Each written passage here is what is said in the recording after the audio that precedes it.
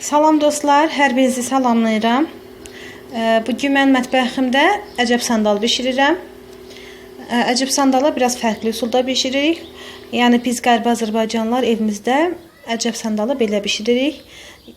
Bilmirəm, bəlkə başqa yerdə də belə bişirənlər var.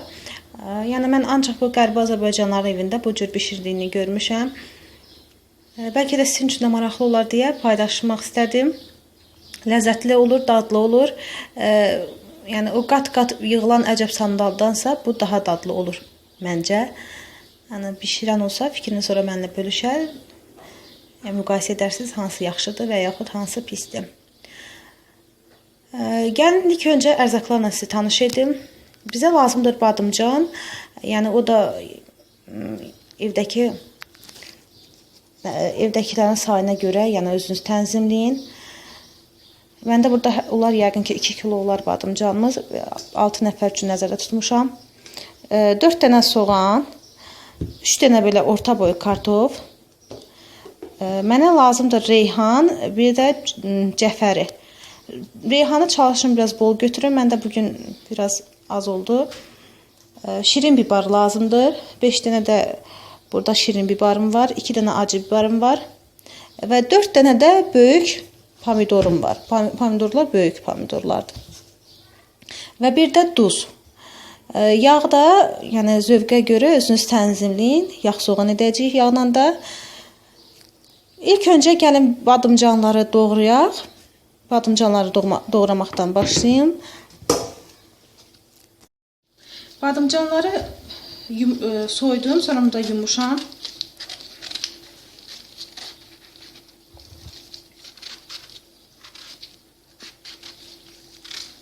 Baxın, belə 3 yerə bölürəm. Və sonra belə kup-kup doğrayıram. Baxın, bu böyüklükdə belə.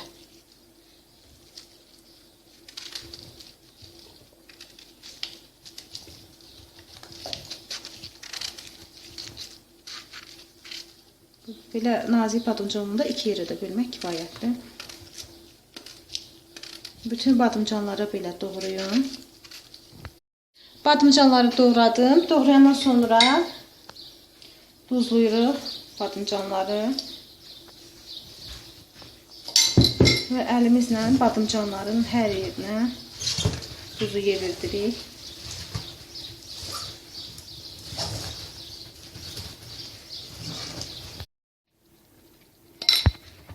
Hər tərəfinə yaxşı duzladıqdan sonra əlimizlə də biraz belə azca basırıq. Yəni çox bəsməyin ki, əzilməsin.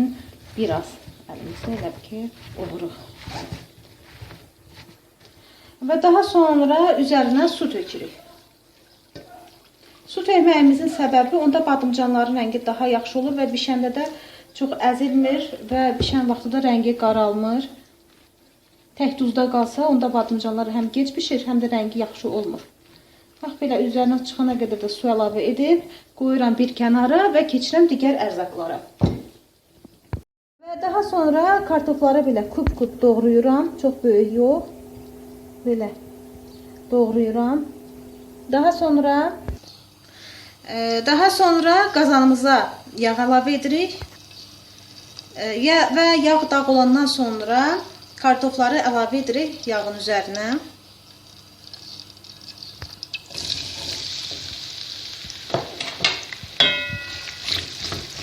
Kartoflarımızı belə qarışdırırıq. Belə hər tərəfinə eyni bərabər yayırıq və biraz qızardırıq kartoflarımızı. Və Nur xanımın xahişi ilə də taxta qaşıqdan istifadə edirəm. Nur xanım, bu sizin üçün də taxta qaşıqdan istifadə edirəm. Çünki hər dəfə dəmir qaşıqdan istifadə edəndə Nur xanım mənə bunu deyir ki, taxta qaşıqdan istifadə edin.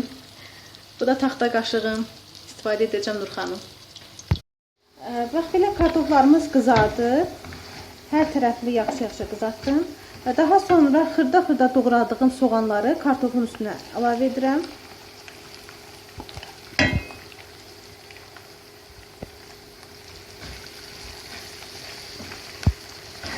Kartofla bir yerdə soğanlar da qızarır.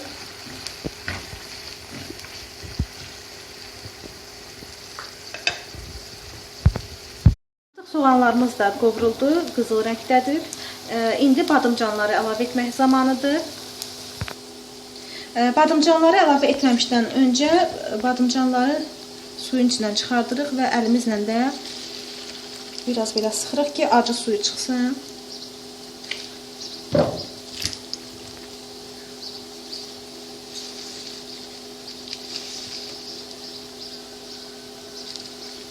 Belə bütün badımcanları eyni qaydada sıxıb qoyuram bir başqa qabın içinə. Və badımcanlara sıxdıqdan sonra əlavə edirik kartofumuzun, soğanımızın üstünə.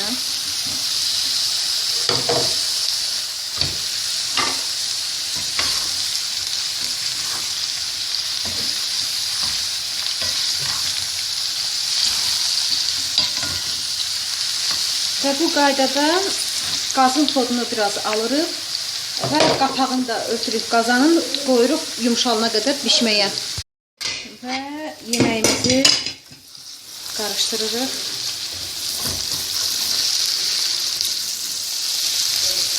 Badımcanlarımız qəşəng yumşalıqlar yetərincə. Tam yumşalmayacaq, çünki biraz da pomidorla, biberlə da bir yerdə bişəcək.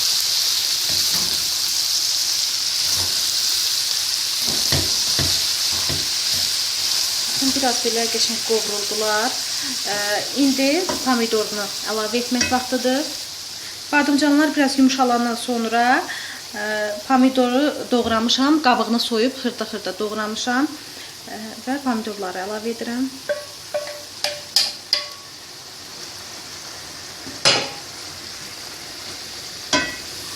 Biraz da pomidorun suyu çıxır, onunla bir yerdə bişir. Və bir də xatırladım ki, lobya olanda və yaxud uzun yaşıl lobyalar olur, maş lobya deyirlər adına.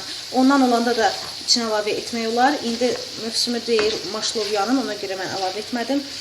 Maş lobyanın yaşıl formasında əlavə edəndə çox ləzzətli olur. Baxın belə, indi qapağını örtürəm, biraz da pomidorla bir yerdə bişir və ara-arada qarışdırmaq lazımdır. Artıq pomidorumuzun da suyu çıxıb. Baxın, pomidorun suyu da çox qəşəng bişir. Və indi biberləri əlavə edirəm. İlk öncə şirin biberləri əlavə edirəm. Əgər siz də acı sevirsinizsə, elə acı biberi indi əlavə edin. Əgər yox, acı sevmirsinizsə, acı biberi axıra yaxın əlavə edin ki, biraz pişsin. Yəni indi əlavə etsəz, acısı içinə qarışa bilər.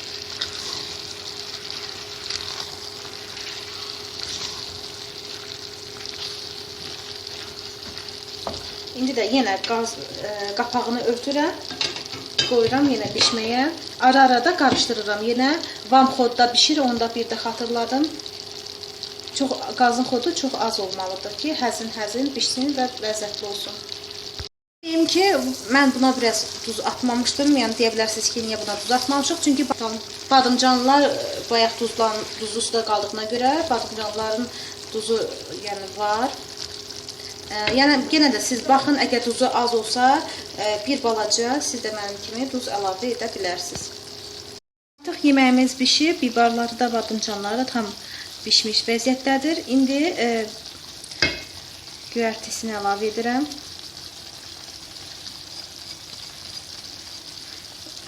Və qazımızı da keçirdirəm. Tam yeməyimiz hazır vəziyyətə gəldi. İndi servis edib sizə təqdim edim. Budur xanımlar, artıq mənim yeməyim hazırdır, servis etdim. Əsl yay yeməyidir. Siz də bu cür hazırlayın, sonra fikrinizi mənimlə bölüşün. Bu qədər xanımlar, like edib abunə olmağı unutmayın. Nə sualınız olsa, kommentaryalarda yazıb bildirə bilərsiniz. Sağ olun.